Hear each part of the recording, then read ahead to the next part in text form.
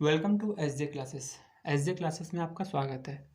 जैसा कि last video में हमने जाना था कि कैसे ब्रिटिश जो होते हैं वो भारत में आते तो व्यापार करने के लिए, लेकिन ईस्ट इंडिया कंपनी के द्वारा भारत में शासन करने लगते हैं।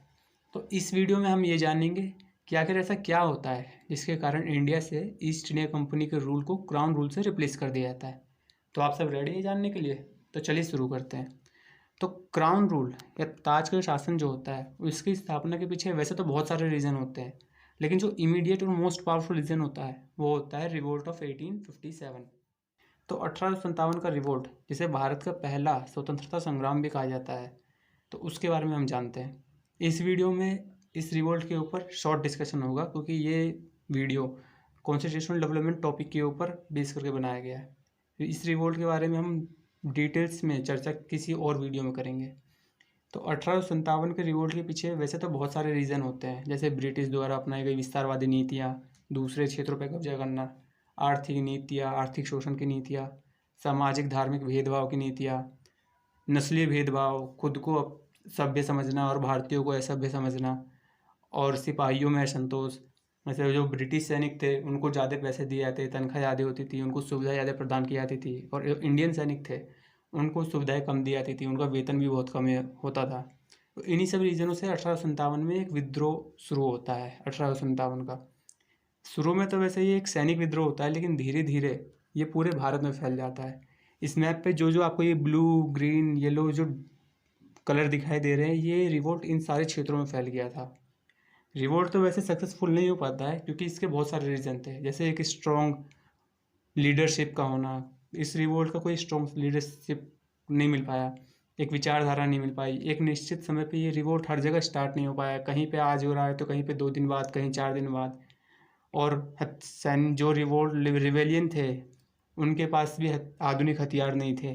तो ये सारे रीज़न होते हैं। जैसे उसमें एक रीज़न ये भी था कि इसमें देसी राजाओं ने साथ नहीं दिया था। तो ये सारे रीज़न मिलके इस रिवोल्ट के असफलता का कारण बनते हैं।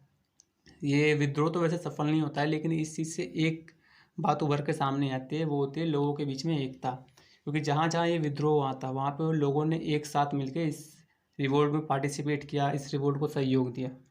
तो इस रिवोल्ट के कारण ही भारत में ईस्ट इंडिया कंपनी का जो रूल होता है उसे ख़त्म कर दिया जाता है, और उसके स्थान पर क्राउन के शासन की स्थापना होती है।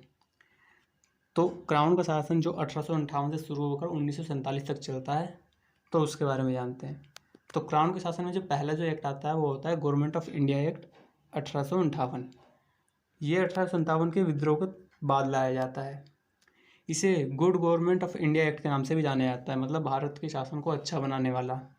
एक और इम्पोर्टेंट पॉइंट ये भी है कि इसे Magna carta of India independence भी कहा जाता है। मैग्ना कार्टा वो क्या होता है? तो दरअसल मैग्ना कार्टा जो है ना, वो सिटीजन को प्राप्त जो अधिकार प्राप्त होते हैं उस पर लिखा गया पहला रिटर्न डॉक्यूमेंट है। इससे पहले कोई रिटर्न डॉक्यूमेंट नहीं था अधिकारों के ऊपर। तो मैग्ना कार्टा जो था वो अधिकारों का पहला रिटर्न डॉक्यूमेंट था, और ये डॉक्यूमेंट सन 1215 में इंग्लैंड के किंग जॉन द्वारा जारी किया गया था। इस एक्ट के द्वारा ही भारत में ईस्ट इंडिया कंपनी के शासन को ख़त्म कर दिया जाता है और डायरेक्ट क्राउन रूल की स्थापना की जाती है। और जो गवर्नर जनरल का जो पद होता है उसको समाप्त करके उसके स्थान पर वायसरॉय ऑफ इंडिया, जो कि ब्रिटिश क्राउन का डायरेक्ट प्रतिनिधित्व होता है इंडिया में, उसकी स्थापना होती है, वायसरॉय ऑफ इंडिया।